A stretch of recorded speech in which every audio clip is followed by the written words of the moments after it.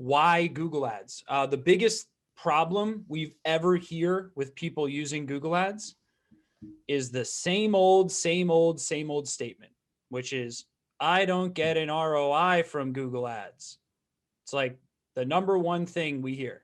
And yet all the players have their thinking right. And I know this because I've audited campaigns of companies doing over $100 million a year, most in the legal vertical, companies that you would know the name of.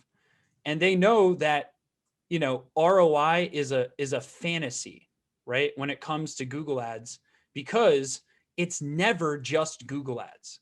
It's everything, right? So the first thing I want to start with today is I want to challenge you before we go into the weeds of Google Ads. I want to challenge you to think for a minute. Google is obviously the highest traffic website in the world. We can go to google.com right now. We can search for anything we want.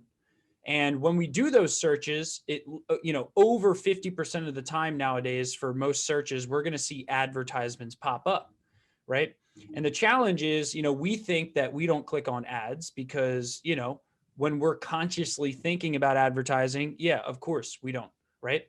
But the truth is, when you're at the heat of the moment and you're unconsciously going through a decision-making process, you actually do click ads, and you click them more frequently when you're in a buying state than you would otherwise, right?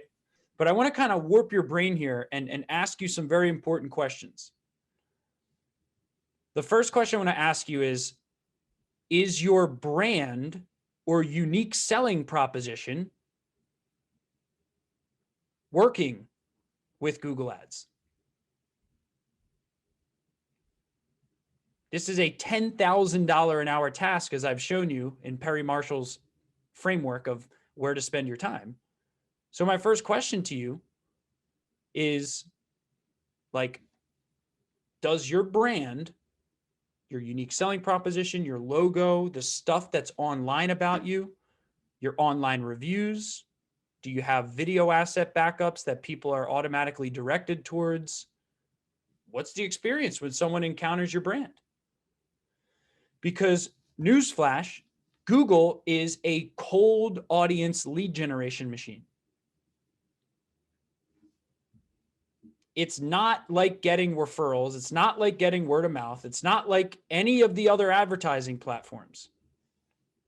It's literally someone typing in something, seeing an ad, clicking it, and most times the brand is the differentiator when it comes to you seeing an ROI. This is why people who spend a lot of money on awareness-based marketing, like billboards, TV, radio, a lot of Facebook ads, awareness-based marketing, they always have a great ROI on Google. Why? Because their brand is constantly out there in their market. So there's name recognition when people see their Google ads, or there's branded search happening, which we'll go into in just a few minutes. Second point to Google Ads success, which has nothing to do with Google Ads again. How good is your sales process? Okay, I'll ask you a quick kind of follow-up on that. Here it is. How good are you at turning a research intent lead into a signed client now? So your goal is to think, if I hired a college intern who had no sales experience and they were to share 5-8 slide decks of what we do that's different, and all they had to do was read from the slides and be generally trained on those slides, and they could close 80% of clients that come in, that's where we come back to week one's topic in Marketing Mastery Coach, your offer. Okay, it's the highest value thing. If you don't have a good offer, if you're just another estate planning lawyer, if you're just another PI lawyer, if you're just another criminal defense lawyer, now what's the clincher for all of you? I want you to think, and how would you depict that on a slide? Now, I want you to reverse engineer these objections your clients have. Think, how would I handle them each with one slide? So first thing, brand. Second thing, sales process. Third thing, Ding, ding, ding, ding, ding. Sales cycle. Every niche is different, okay? So you may think something is producing X result, right? But because of your niche's sales cycle, if it's a long decision-making niche and they don't make a decision on the spot, right? Then you're going to constantly be dissatisfied with your advertising in any platform, by the way. You're going to constantly be like, oh, ROI, ROI, ROI. But these factors are the real ROI needle movers, because Google Ads is pretty easy.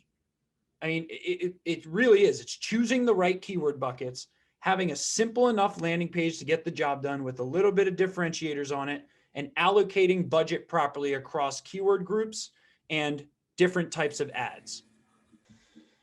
So I'm going into the deep stuff right now because I know like you're going to get all excited when we open the hood on Google Ads right now. You're going to go, oh, I could get rich on this. No, you still got to build a great business. Okay. So I want you to replace your language. There's 3 language patterns I want you to never say again. Dude, we need all of our freaking everyone every lawyer needs to watch this. Oh God. Okay, 3 language patterns you must change. You're going to replace the phrase Google Ads doesn't work. You're going to replace the phrase I'm not getting an ROI. And you're going to replace the phrase, you're going to replace these 2. It's actually 2. Google Ads doesn't work. I'm not getting an ROI. You're going to replace it with my strategy on Google Ads doesn't work. My keyword choices on Google Ads doesn't work. My budget on Google Ads doesn't work. My sales process with Google Ads doesn't work. And my brand as it pertains to Google Ads doesn't work. It's really simple because Google Ads does work, but you have to find the concoction that works for your business. And unfortunately, there is no cookie cutter thing. I don't care what vertical you're in. Everyone has a nuanced twist.